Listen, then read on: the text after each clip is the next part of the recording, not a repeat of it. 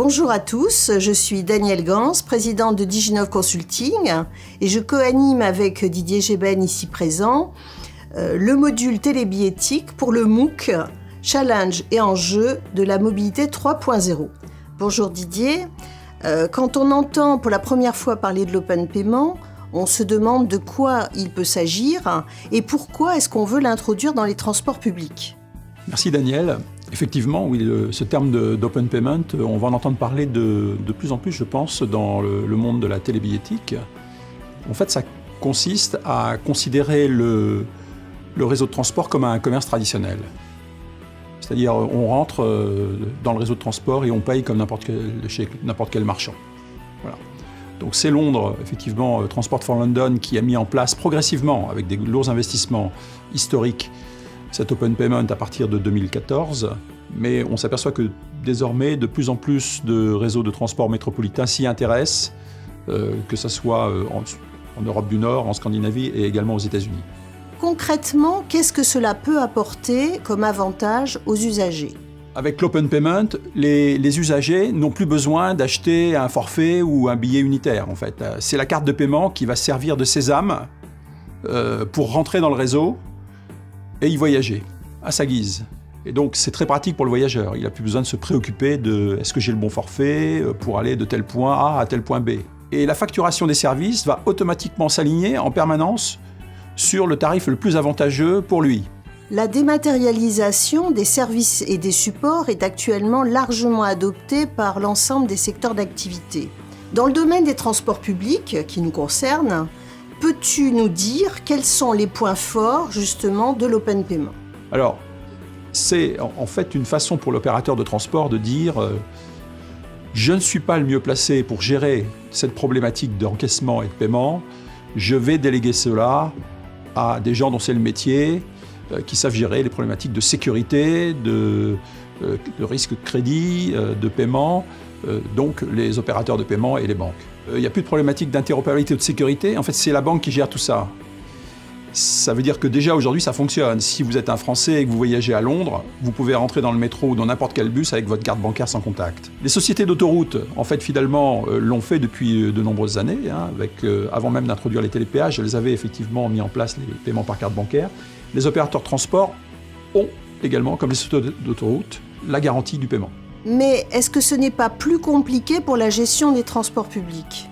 Oui, c'est plus compliqué parce que ça oblige quand même à disposer d'un système de facturation en back-office qui est plus sophistiqué parce qu'il faut d'une part gérer cette grille tarifaire, l'aligner, faire ce qu'on appelle les systèmes de capping pour que ça soit sur le tarif le plus intéressant. Si j'ai fait 10 voyages par exemple dans le mois, on va automatiquement me facturer le prix comme si j'avais pris tout de suite d'entrée un carnet de 10 tickets. Et notamment dans le cadre d'un réseau multimodal. S'il y a des bus, des tramways, des trains, c'est effectivement beaucoup plus compliqué. Il faut en plus contrôler, alors ça c'est un point clé, l'entrée et la sortie du voyageur du réseau. Donc là il faut que ce soit des réseaux fermés. On parle d'open payment mais on est dans un réseau fermé, non plus dans un réseau ouvert. Donc ça veut dire que comme un réseau comme celui de l'Île-de-France, il faudrait mettre des valideurs également en sortie, ce qui n'est pas toujours le cas. Et dans le bus, ça oblige également le voyageur à valider sa sortie sur un lecteur.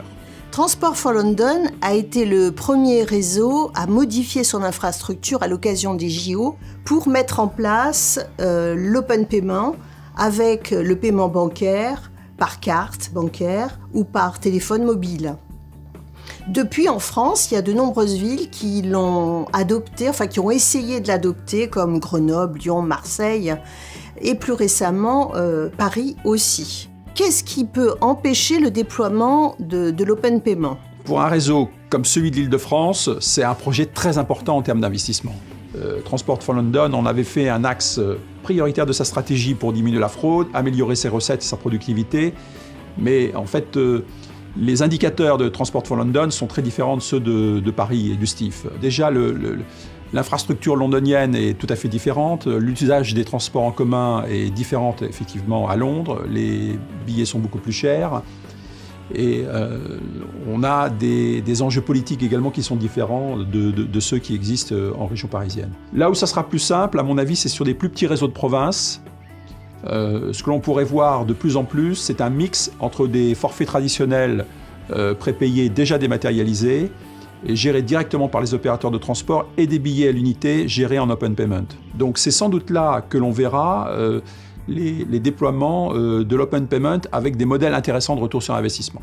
Une nouvelle gouvernance semble renforcer le pouvoir de l'AOT avec l'arrivée de l'open payment. On se pose donc des questions sur ce que cela va changer au niveau des opérateurs de transport, sachant que pratiquement tous ont développé leur système de télébillettique et ils contrôlent actuellement aussi bien les flux financiers que la relation clientèle.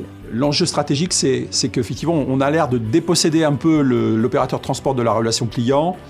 Il peut le percevoir comme une perte de cette relation, dans la mesure où effectivement on va basculer dans une logique de post-maintenance, alors qu'il est habitué, lui, effectivement plutôt à des prépaiements avec les forfaits qui sont hébergés sur ces titres de transport sans contact comme le Pass Navigo. Donc la mise en place de l'open payment va l'obliger à réfléchir, et c'était le cas de Transport for London, à une véritable mise en place d'une politique de CRM avec des aspects de fidélisation extrêmement importants et des fichiers voyageurs. Les banques, à leur tour, ont développé des offres de paiement, la dernière en date étant Orange Bank, la banque d'Orange qui sera prochainement lancée. Est-ce que ces offres, selon toi, peuvent avoir un impact justement sur le déploiement de l'open payment? Est-ce que ça va aider ou pas et comment? Les opérateurs de transport ne veulent pas dépendre d'un opérateur mobile. Donc en ce qui concerne le paiement mobile, ce que l'on verra en fait, c'est l'adoption du mobile au fur et à mesure que les banques vont dématérialiser leurs cartes de paiement sans contact dans les mobiles. Mais ça sera des initiatives effectivement qui partiront de la banque. Eh bien, merci Didier pour toutes ces explications. Merci à vous tous également. Nous vous donnons rendez-vous sur le forum et nous espérons recueillir vos avis et avoir des échanges fructueux. À très bientôt.